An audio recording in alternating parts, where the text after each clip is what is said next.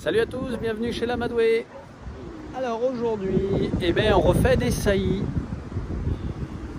Donc vous aurez deviné ce que fait Mani sur l'Attica. Donc ça fait partie des 3 femelles qui sont arrivées il n'y a pas longtemps. L'Attica ici avec Mani. On a Lima la plus foncée et Quinoa la plus claire. Donc ces deux ont 10 ans. Et donc l'Attica Lima ont 10 ans, pardon, et Quinoa a 5 ans. Donc voilà, c'est leur première fois pour elles. Enfin leur deuxième fois, on les a déjà mis une fois. Donc la particularité des lamas, c'est que donc ils font ça coucher.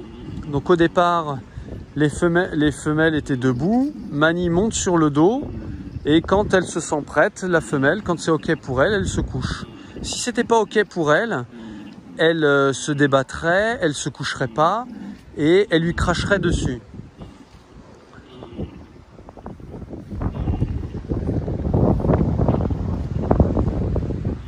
Donc une des particularités des lamas, c'est qu'elles n'ont pas de cycle menstruel ou saisonnier. C'est le coït, donc la saillie, qui va générer une ovule. C'est pour ça que la première fois, ça ne marche pas forcément à chaque fois. Donc il faut remettre au mâle plusieurs fois. Et quand la femelle sentira qu'elle est pleine, normalement elle va cracher sur le mâle. Donc c'est ce qui s'est passé avec Mia cette semaine. On a remis Mia avec Mani et Mani a de suite craché sur Mia. Donc on savait qu'elle était pleine. Donc ça c'est une bonne nouvelle. Maintenant j'aimerais bien, dans un souci pratique, de plutôt grouper les saillies.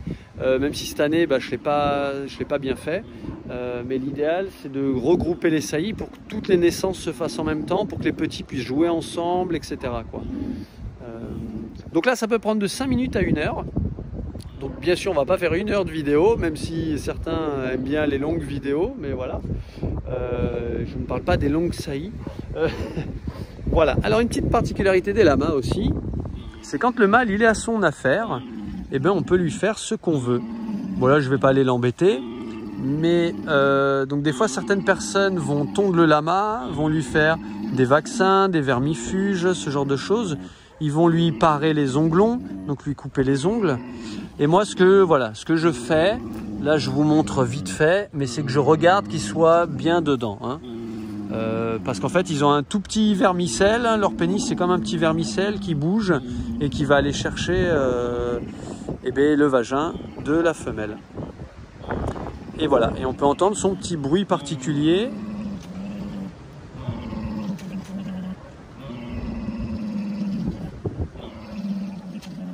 Donc voilà, il lui est monté sur le dos et ça a duré 5 minutes à peine et elle s'est couchée tranquillement Donc elle, j'avais pu lui mettre le licol dans le petit corral qu'on a donc chez les femelles et ses 2 copines n'étaient pas dedans, elles n'arrivaient pas à venir, elles n'étaient pas emballées.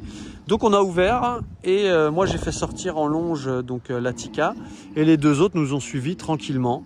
Voilà, donc ça c'est super d'avoir des lamas plutôt tranquilles dans leur tête et bien éduqués. On peut voir qu'il y a des mâles derrière, voilà, qui regardent, je sais pas trop ce qu'ils font, mais voilà, ils sont là.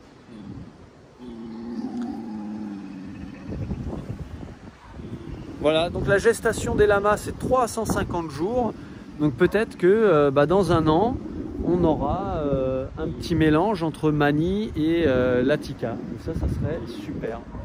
Voilà, et peut-être même les 2 autres, ça j'espère, parce qu'elles ont une super laine, d'une super finesse, donc ça serait chouette d'avoir un beau mélange. Donc voilà, sur ce, je vous fais des bisous, je vous dis à très bientôt pour de nouvelles vidéos et de nouvelles aventures avec les lamas.